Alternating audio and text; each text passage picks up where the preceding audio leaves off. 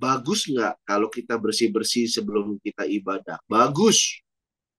Tapi lebih bagus mana kalau hati kita yang bersih?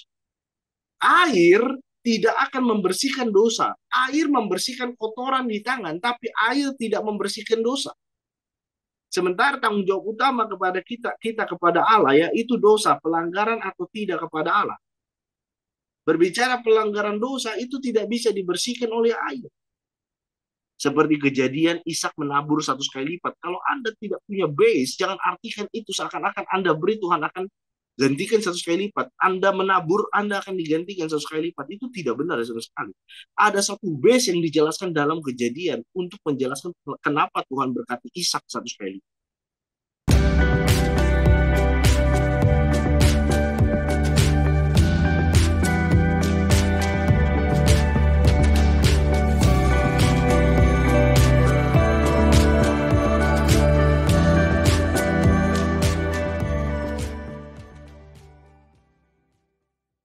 Shalom saudara, berjumpa kembali dalam Bincang Teologia. Episode Bincang Teologia hari ini adalah konten untuk Kristen. Dan kita akan sama-sama belajar tentang doa Bapak Ibu.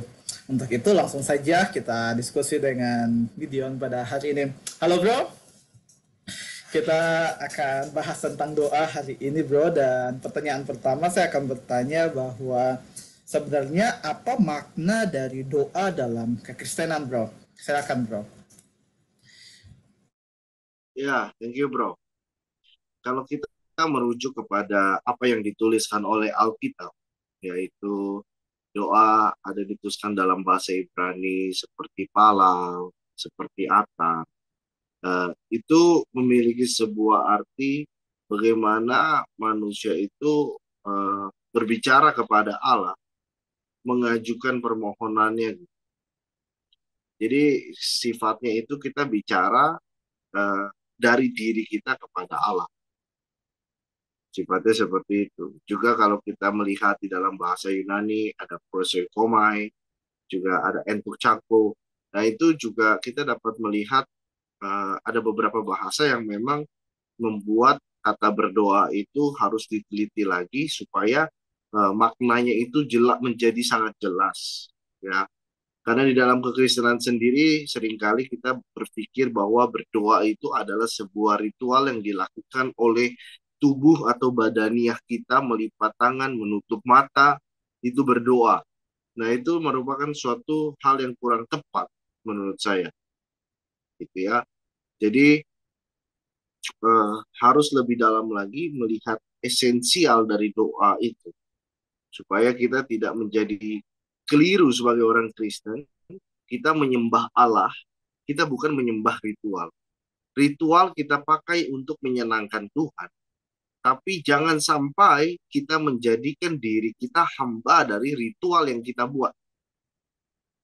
Contoh misalkan kalau tidak melipat tangan, tidak tutup mata, artinya tidak berdoa. Atau tidak berlutut, artinya tidak berdoa. Kita sering mencari-cari suatu jalan yang memang bagaimana doa itu menjadi lebih afdol atau doa itu menjadi lebih kusuk lagi. Kita cari jalan itu, tapi esensialnya bukan itu.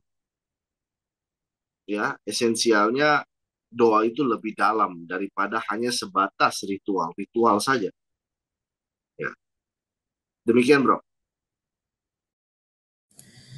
Ya, bro, pertanyaan yang kedua. Di dalam Yohanes 6 ayat 6, apakah setiap doa kita pasti akan dijawab oleh Tuhan, bro? Silakan, bro. Jelas sekali dikatakan di dalam firman Tuhan bahwa doa yang dijawab adalah doa yang memiliki sebuah sistematika yang benar. Doa itu diberikan oleh Allah. Sumber ide manusia berdoa itu diberikan oleh Allah. Maka proses itu juga memang proses dari doa itu, ya, apa yang kita doakan prosesnya Allah juga terlibat di sana. Karena kita berdoa kepada Allah, kita meminta kepada Allah, ya, maka prosesnya juga terlibat. Bagaimanapun juga, karena objektifnya juga adalah Allah. Maka itu memang doa itu hubungan manusia dengan Allah sendiri. Permintaan, permohonan kepada Allah sendiri. Tapi kita harus berpikir ulang, jangan sampai kita salah memahami bahwa doa itu menjadi sebuah mantra.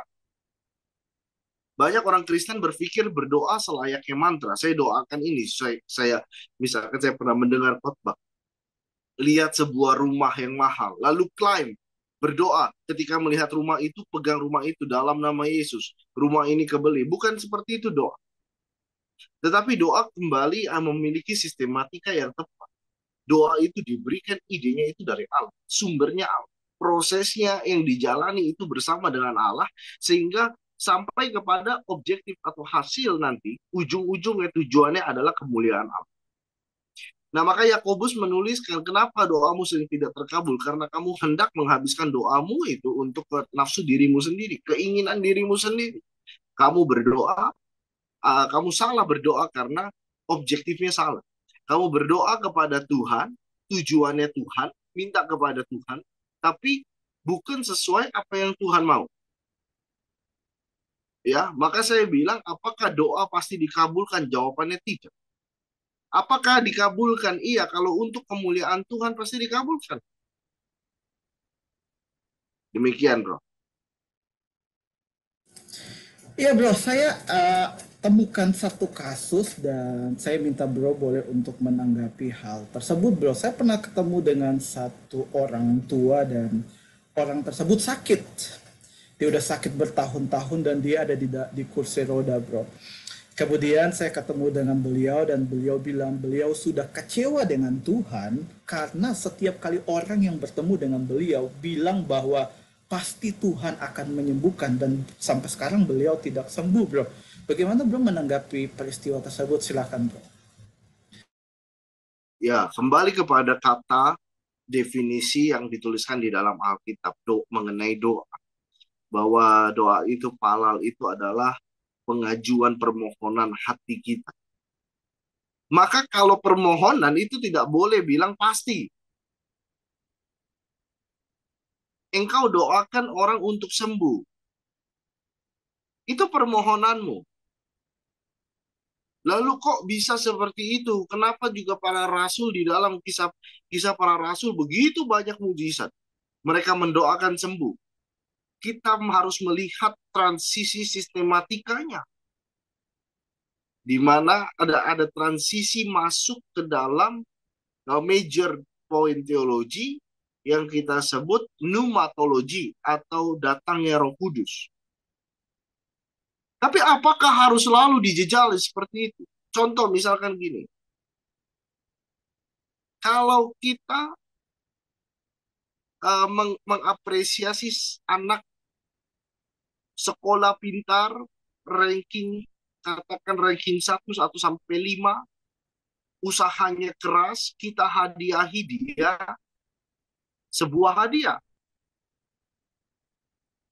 Tapi apakah menjadi sebuah keharusan setiap dia mendapatkan prestasi saya harus kasih dia hadiah? Tidak harus jawaban. Nah, maka Allah mengabulkan doa para rasul memang karena Yesus yang mengutus dan itu pasti terjadi. Kalau Yesus utus para rasul dan memberi bekal pada para rasul, bekal itu ada nggak pada Anda?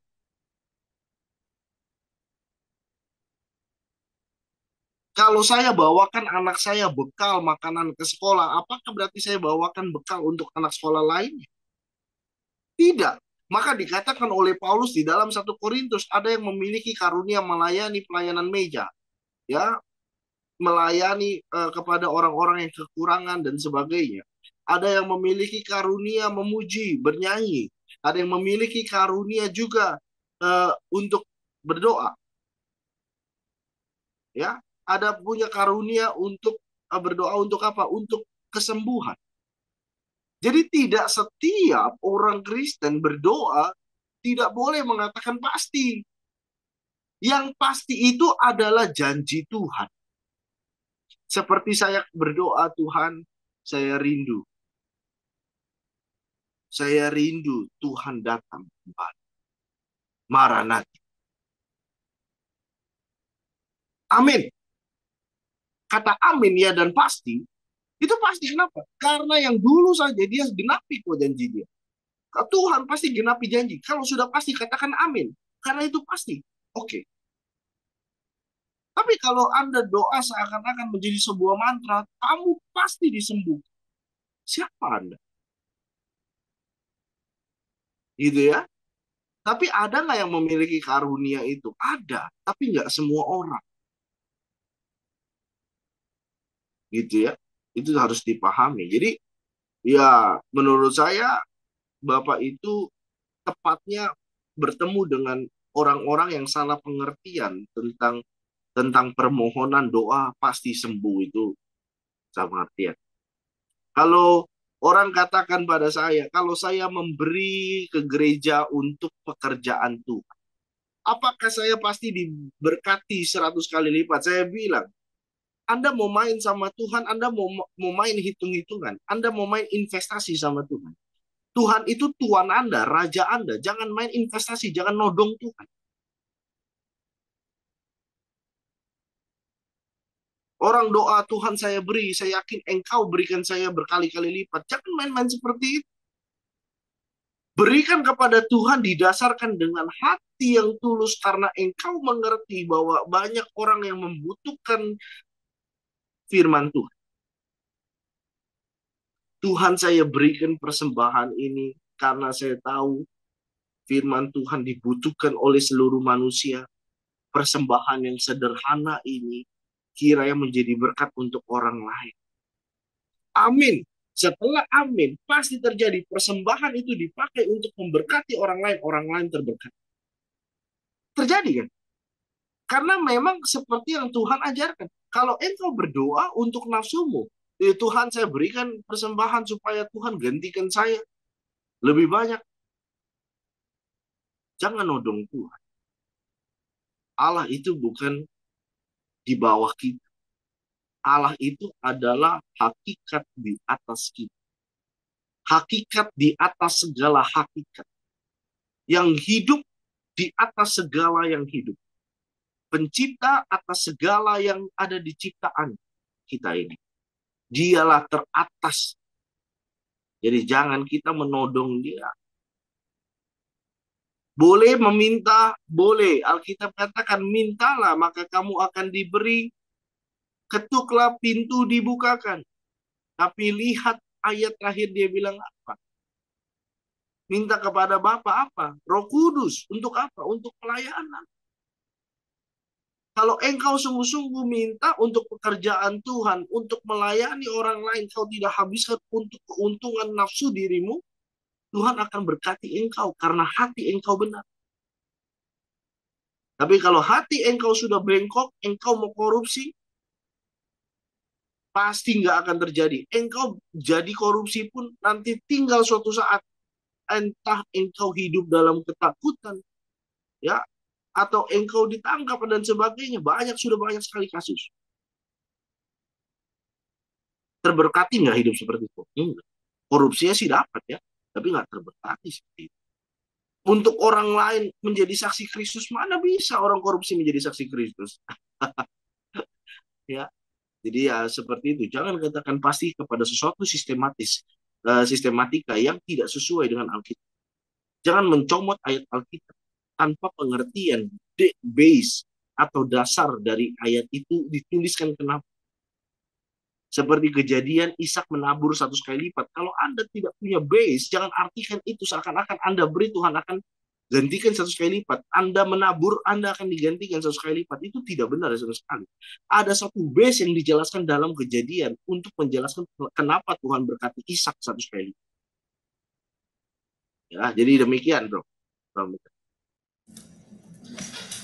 Ya bro, pertanyaan yang berikutnya, kalau kita lihat di dalam Matius 6 ayat 8 ya bro, dikatakan bahwa karena Bapamu mengetahui apa yang kamu perlukan sebelum kamu meminta kepadanya. Dan berdasarkan ayat ini kebanyakan orang punya pengertian bahwa ya kenapa kita harus berdoa? Bapak kan udah tahu. Nah, itu gimana tuh, Bro? Menanggapi hal tersebut, Bro? Oke, saya akan kasih gambaran, tapi tidak akan bisa menggambarkan sempurna ya, karena jelas gambaran saya beda. Gambaran saya beda secara hakiki. Kalau kita bicara manusia dengan Allah, saya pakai gambaran kita dengan mobil. Siapa yang ciptakan mobil? Manusia. Manusia tahu nggak apa yang dibutuhkan oleh ciptaannya? Tahu. Tapi kenapa mobil mengeluarkan asap putih kalau olinya sudah jelek? Kenapa dia keluarin asap? Dia harus keluarkan sesuatu supaya tetap dia harus keluarkan sesuatu meski Anda tahu oli itu memang harus diganti, Anda sudah tahu. Tapi mobil tetap bereaksi tetap. Sama seperti manusia. Manusia berdoa. Ya karena kita adalah makhluk yang hidup kepada Tuhan, kita berdoa, kita menjalani hidup ini. Tuhan tentu sudah tahu karena Dia yang ciptakan kita semua. Dia tahu apa yang dibutuhkan oleh ciptaannya. Maka saat hari Sabtu sampai hari 6 sebelum ciptaan manusia, itu semua menjadi rantai makanan kita hari ini. Betul nggak? Semua dataran yang Tuhan ciptakan menjadi tempat tinggal kita pada hari ini. Semua matahari dan bulan menjadi pembagi waktu buat kita pada hari ini. Segala orbit Hasyamaim, seluruh alam semesta menjadi suatu perputaran yang stabil untuk supaya bumi kita tidak hancur. Betul nggak? Dia tahu apa yang kita butuhkan untuk hidup. Tapi kenapa kita harus minta kepada Tuhan? Kita harus berdoa kepada Tuhan. Karena jawabannya kamu dicipta segambar dan serupa dengan Allah. Kita memiliki roh memang. Itu rancangan Tuhan. Yang namanya natur manusia punya roh untuk berhubungan dengan Tuhan. Dia yang mau kita berhubungan dengan Dia. Sebagai makhluk yang hidup kita harus punya inisiatif untuk berhubungan dengan Dia. Hewan tidak perlu karena hewan tidak punya roh. Saya lagi. Seperti seorang orang tua. Sepasang orang tua. Apakah dia tahu anaknya menyayangi orang tuanya? Tentu tahu. Seorang anak akan lebih memilih orang tuanya dibandingkan harus ikut dengan orang tua yang lain. Bagaimanapun hatinya berat kalau meninggalkan orang tua. Kenapa? Itu jelas orang tua sudah tahu anaknya sayang.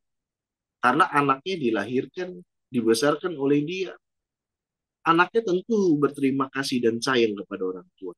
Tapi bukankah akan lebih menyenangkan hati orang tua bila anaknya sendiri dengan inisiatifnya sendiri bicara? Saya sayang papa, saya sayang mama, saya sayang ayah, saya sayang ibu. Orang tua tahu kamu sayang orang tua, tahu. Tapi kalau kita sebagai makhluk yang hidup, kita mengucapkan dengan inisiatif kita, dia akan disenangkan. Ini bukan suatu gila hormat, bukan. Karena memang manusia harus sebagai makhluk yang hidup. Itu memang diciptakan rancangan dengan segala ungkapan emosional, tubuh, dan roh. Tubuh, jiwa, dan roh. Dengan tubuh, mulut kita keluar kata-kata. Dengan jiwa kita mengeluarkan emosional rasa cinta. Dengan roh kita berdoa kepada Tuhan. Kita mengalirkan rasa cinta kita melalui kata-kata kepada Tuhan. Dengan inisiatif kita, ya karena kita manusia. Begitulah manusia hakikat. Beda dengan binatang. Binatang tak berdoa, tak apa. Ya memang apa-apa. Ya Tuhan sudah tentukan memang dia tidak punya roh. Dia tidak memiliki imago Dei. Dia tidak memiliki gambar rupa Allah. Dia tidak berdoa apa? Nggak ada tanggung jawabnya sama Tuhan. Seperti itu ya. Ya, demikian. Ya, thank you bro. Pertanyaan yang terakhir sekaligus saya akan minta bro untuk closing statement untuk video ini bro. Yaitu, Kenapa dalam Kristen tidak ada ritual seperti Muslim, bro? Yang dimana sebelum sholat harus membersihkan badan dan sholatnya atau berdoanya harus mengarah ke kiblat, bro. Silakan, bro. Iya, saya menghormati pendapat Muslim tentang disiplin dari pembersihan air wudhu dan sholat. Ya, saya menghormati ritual itu. Tapi saya mengungkapkan ini dari sisi kekristenan. Jadi jangan anggap saya menyalahkan sisi Muslim. Tidak. Ini berbicara mengenai dari sisi kekristenan, ya, mengenai doa. Nah, doa untuk hubungan kita dengan Tuhan, Allah. Allah itu adalah roh. Yang terutama berhubungan dengan Allah, yaitu di dalam roh. Ya, sekali lagi. Bagus nggak kalau kita bersih-bersih sebelum kita ibadah? Bagus. Tapi lebih bagus mana? Kalau hati kita yang bersih. Maka di dalam satu kitab Nabi, Tuhan Allah Yahweh pernah menolak perayaan Israel. Mereka merayakan sesuai dengan apa yang Tuhan kasih tahu. Mereka bernyanyi dengan gendang, dengan kecapi, dengan gambus. Tapi Tuhan tolak itu semua. Kenapa? Karena hati mereka kotor. Keyakinan iman mereka yang dimiliki oleh roh mereka kotor sekali. Maka ada prioritas yang utama bagi orang Kristen. Yang pertama, yaitu prioritasnya adalah roh. Roh itu tidak roh itu tidak terpengaruh oleh keadaan fisik. Itu pertama yang penting. Maka orang Kristen, saya pun sering berdoa sambil saya menyetir atau sambil saya belajar. Saya berkata kepada Tuhan, Tuhan tolong bimbing saya, buka pengertian supaya saya bisa memahami. Tak perlu saya tutup mata, tak perlu saya lipat tangan kok. Itu sudah berdoa. Karena berhubungan dengan dia oleh roh, tidak dibatasi oleh tubuh. Tapi kita sebagai makhluk hidup dengan tubuh, kita memiliki kesadaran. Kesadaran untuk membersihkan diri kita. Kenapa? Karena di dalam Torah, Tuhan mau kasih tahu bahwa datang ke bait Allah, datang ke tempat kehadiran Allah, itu harus bersih. Itu bukan untuk menggambarkan kebersihan diri secara fisik.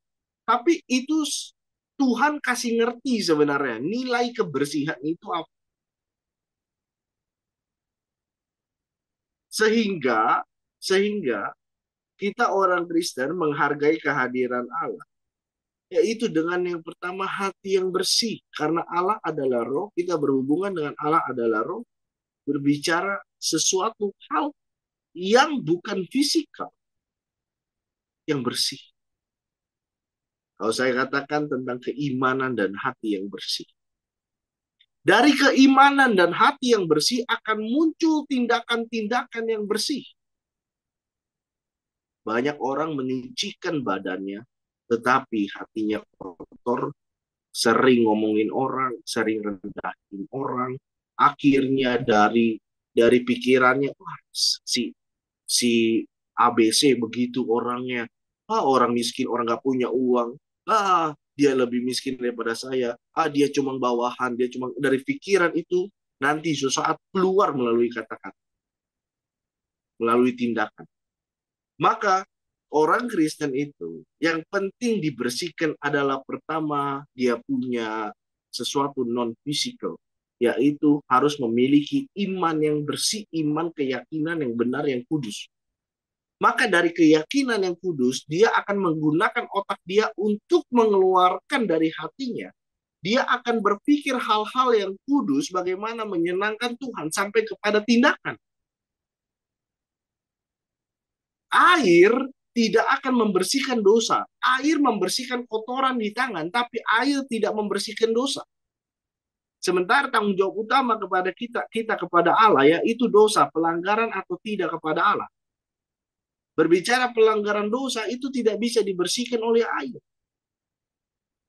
Datang ke ibadah, bersihin badan itu karena kita menghargai sesama kita. Jangan sampai kita mengganggu sesama kita. Iya. Tapi bukan berarti kalau saya katakan maaf, ini sekali lagi maaf, saya tidak merendahkan orang. Tapi saya mau kasih contoh.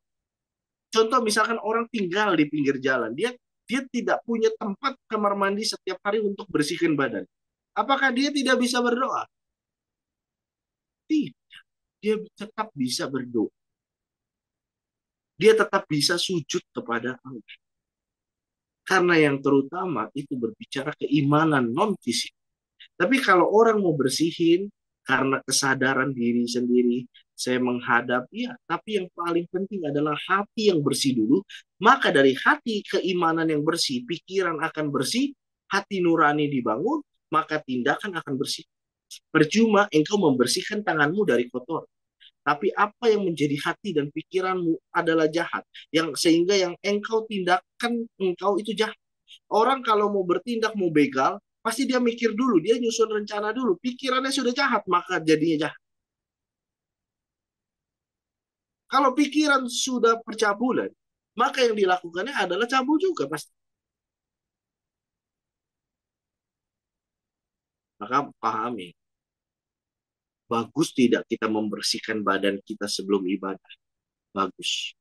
Tapi yang pertama, yang prioritas dibersihkan adalah keimanan hati kita, lalu pikiran kita, dan tindakan kita. Itu jauh lebih prioritas. Itu menjadi suatu gambaran, ya, kebersihan di dalam Torah. Di depan bait Allah ada bejana air besar untuk membersihkan. Tuhan mau kasih tahu bahwa yaitu bersih ini, engkau tahu membersihkan tanganmu sebelum injak itu. Tapi kenapa engkau tidak bisa memiliki iman, memiliki hati, memiliki pikiran yang bersih, memiliki tindakan yang bersih di bumi ini yang Tuhan ciptakan? Ini juga tempat Tuhan, bumi. Maka sebenarnya itu hanya gambaran dan ajaran Tuhan kepada bangsa Israel supaya mengerti bagaimana berhubungan dengan Tuhan dalam keadaan yang bersih sesungguhnya. Sehingga kalau kita lihat orang Farisi di dalam perjanjian baru, mereka banyak berdoa di pinggir jalan, mereka melakukan pembersihan, mereka melakukan ritual-ritual. Tetapi ketika hati mereka nggak bersih, tindakan mereka nggak bersih, ya itu percuma semua. Pembersihan diri itu menjadi percuma. Ya, demikian bro. Ya, thank you bro sudah menjawab setiap pertanyaan pada hari ini. Dan untuk setiap Bapak Ibu Saudara, jangan lupa untuk share video ini supaya semakin banyak orang bisa belajar. Dan jika Bapak Ibu punya pertanyaan, dapat menuliskannya pada kolom komentar. Sampai ketemu di video selanjutnya. Tuhan Yesus memberkati.